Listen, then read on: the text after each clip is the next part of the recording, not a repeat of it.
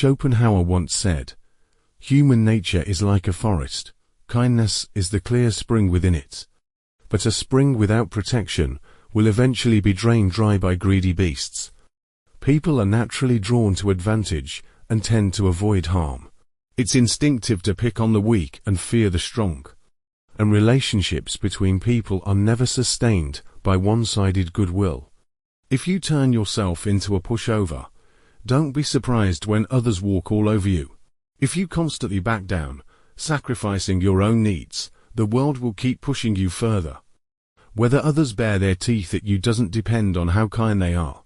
It depends on whether you're strong enough to make the consequences too costly if they dare. 1. People who take advantage are always calculating the cost. People are rational beings. No matter how selfish or cruel someone might be, they'll still weigh the price of their actions. Think about it. No one kicks a hedgehog curled up in a ball. Those sharp spines are a silent warning. Even the most difficult people will think twice when faced with serious consequences. It's like kids fighting over toys. If one succeeds in snatching a toy the first time, they'll do it again. But if they get smacked for it, next time they'll hesitate. The adult world is less obvious, but the logic is identical. The more you tolerate, the easier it is for people to exploit you. The more you give in, the more others assume it's fine to keep taking. The difference between kindness and weakness is simple. Kindness is a choice. Weakness is a lack of strength. The kind can defend themselves when needed. The weak just retreat out of habit. Every time you stay silent or let things slide when someone crosses a line, you're essentially saying, "Go ahead, you can hurt me. There's no price to pay." And so, what starts as a test becomes a habit. And that habit turns into normalized disrespect. 2. Stop being the nice guy who always comes last.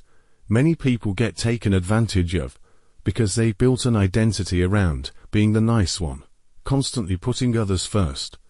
But being nice at your own expense is a slow-acting poison. It wears away your control over your own life under the disguise of morality. You're worrying about offending people, so you keep giving and giving. And the result? Others feel entitled to your time and energy, while you're left feeling resentful and undervalued. When you always put others first, you automatically put yourself last. Your time, energy, and emotional space gets sacrificed to other people's demands. You might call it kindness, but to others, it's a green light to keep taking. In psychology, there's a concept called boundary erosion. When you consistently prioritize others over yourself, people begin to blur your limits and eventually see your sacrifices as their entitlement. For example, a neighbor borrows your hammer and returns it dirty. You say nothing. Next time, they lose it. You shrug it off. By the third time, they'll show up asking to borrow your car because you've never said no. Wake up. As an adult, the most important skill learn is to prioritize yourself. That's not selfishness. It's basic responsibility for your own life. You look out for them, but who's looking out for you? We're all people, and no one is obligated to come before you.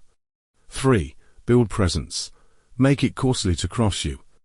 How do you live with freedom and confidence, without being timid or easy to push around? The best strategy is to protect your core energy. Don't give anyone the chance to mistreat you.